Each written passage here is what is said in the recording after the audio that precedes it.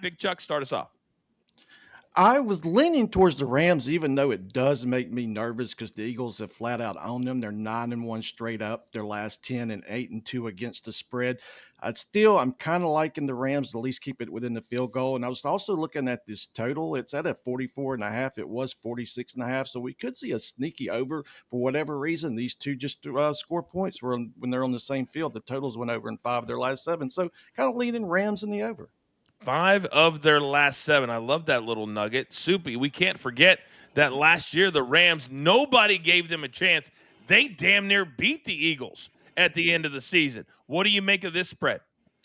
I think it's right where it needs to be because I think this will be another close game. I'm going to go a little against Charles. I think this is going to be a lower scoring game. I think both teams are going to try to establish the run. But when you're establishing the run, I'm going to take the better running back. And the Eagles got a guy named Saquon Barkley, so I'm going to go with him. I think the Eagles come out with this game.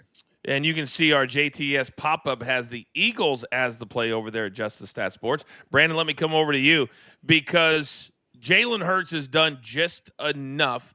But you know at some point, if A.J. Brown doesn't get the rock, that there's going to be discord on this football team. I don't know if it's this week, but he hasn't been getting anything through the first 2 games, yet they've won. Your take? Yeah, I think it was kind of funny that you started off the segment with a Chiefs fan crying about refereeing. I thought that maybe that was a little bit far-fetched there with the Chiefs because they always get the calls. But I'm going to go Eagles, man. I like the Eagles -3.5. I think you're right. They are going to try to establish the run, but I think both teams are going to end up having to pass the ball in the end because both of these defenses are really, really good at stopping the run. I'm starting to figure out why Kevin and Kimberly like Brandon so much. The strays that I continue to take on my side of the fit. Why are you laughing, Soupy? Am I a Chiefs fan that cries? No, not at all. Not at all. Chuck, am I a Chiefs fan that cries?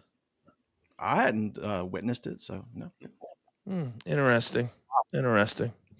I have a tendency to complain every now and then. I will admit that. But there were 2 false starts, Brandon. 2 false starts last week on the tush push. We all saw it. We all saw 11 games last year with bad calls. That's probably true. All right, quick predictions. You can take the spread into account.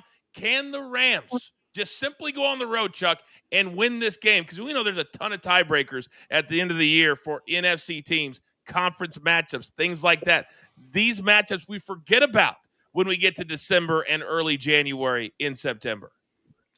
I don't think they can win it. I like the ultimate Raffy middle sandwich on this one. Philly to win, Rams to cover.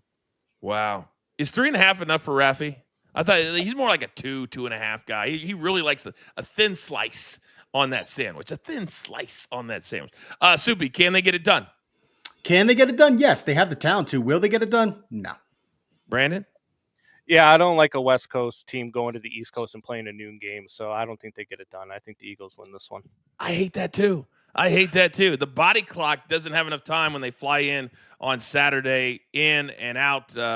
It's just not a good look. Usually it takes a quarter and a half, and sometimes they're behind by a touchdown, maybe even 10 points.